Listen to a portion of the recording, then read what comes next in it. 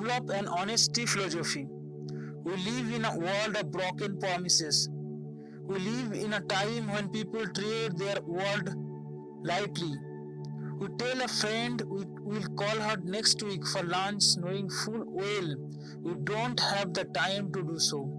We promise a co-worker we will bring in the new book. We laugh so much knowing full well that we never lend out our books. And we promise ourselves this will be the year we will get back into shape, simplify our lives, and have more fun without any real intention of making the deep life changes necessary to achieve these goals.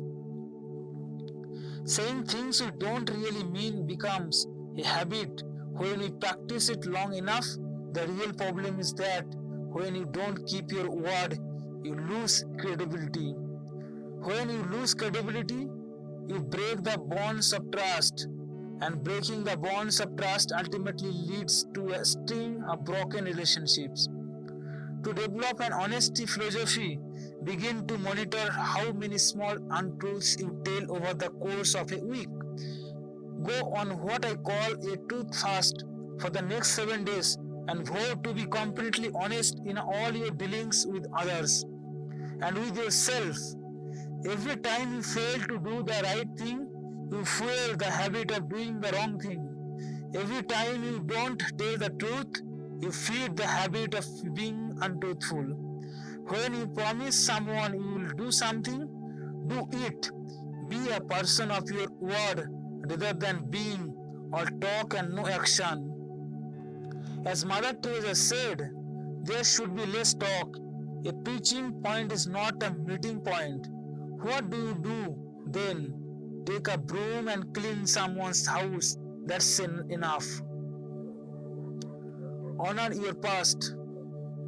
Every second you dwell on the past, you steal from your future. Every minute you spend focusing on your problems, you take away from finding your solutions and thinking about all those things that you wish have never happened to you is actually blocking all the things you want to happen from entering into your life. Given the untimeless truth that holds that you become what you think about all day long. It makes no sense to worry about past events or mistakes unless you want to experience them for a second time. Instead, use the lessons you have learned from your past to rise to a whole new level of awareness and enlightenment. Life's greatest setbacks reveal life's biggest opportunities. As the ancient thinker Euripides noted, there is in the worst of fortune the best chances for a happy change. If you have suffered more than your fair share of difficulties in life, perhaps you are being prepared to serve some greater purpose that will require you to be equipped with the wisdom you have acquired through your trials. Use these life lessons to fuel your future growth. Remember, happy people have often experienced as much adversity as those who are unhappy. What sets them apart is that they have the good sense to manage their memories in a way that enriches their lives.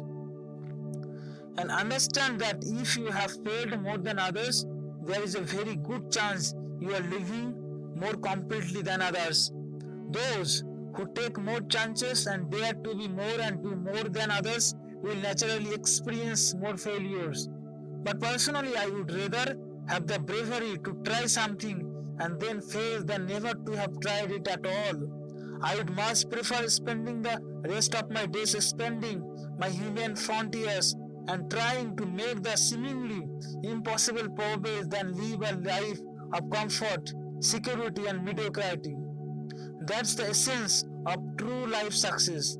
As Herodotus noted so sadly, it is better by noble boldness to run the risk of being subject to half of the evils we anticipate than to remain in cowardly listlessness for fear of what may happen. Or as Booker T. Washington said, I have learned that success is to be measured not so much by the position that one has reached in life as by the obstacles he has overcome while trying to succeed. Start your day well. The way you begin your day determines the way you will live your day. I call the first 30 minutes after you wake up the Platinum 30, since they are truly the most valuable moments of your day and have a profound influence on the quality of every minute that follows. If you have the wisdom and self-discipline to ensure that during this key period you think only the purest of thoughts and take only the finest of actions, you will notice that your days will consistently unfold in the most marvelous ways. Recently, I took my two young children to see the thrilling IMAX movie Everest. Aside from the breathtaking imaginary and the powerless act of heroism portrayed, there is one point that stayed with me. In order for the mountain climbers to scale the summit, it was essential for them to have a good base camp. It was impossible for them to get to the top without that camp at the bottom that offered them a sanctuary for rest, renewal, and replenishing. Once they reached Camp 2, they then returned to the base for a few weeks to recharge their batteries. On reaching Camp 3, they hesitantly retreated to base camp to prepare for the trek to Camp 4. And on reaching Camp 4, they again went back down the mountain to base camp before making their final push for the summit.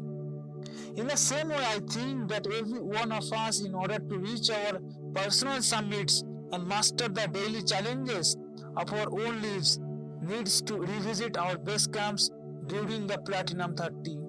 We need to go to a place where we can reconnect to our life's mission, renew ourselves, and refocus on the things that matter most. In my own life, I have developed a very effective morning ritual that consistently gets my day off to a joyful and peace-filled start. After waking, I head down to my personal sanctuary, a little space I have created for myself where I can practice my renewal activities without being disturbed. I then spend about 15 minutes in silent contemplation, focusing on all the good things in my life and envisioning the day that I expect is about to unfold. Next, I pick up a book from the wisdom literature, one rich with those timeless truths of successful living that are so easy to forget in these fast-paced times we live in. Examples include meditations by the Roman philosopher Marcus Aurelius, the autobiography of Benjamin Franklin, and Walden by Henry David Thoreau. The lesson in this work center me on the things that truly count and help launch my day on the right footing. And the wisdom I read during that precious early morning period infuses and enlightens every remaining minute of my day. So start your day well. You will never be the same.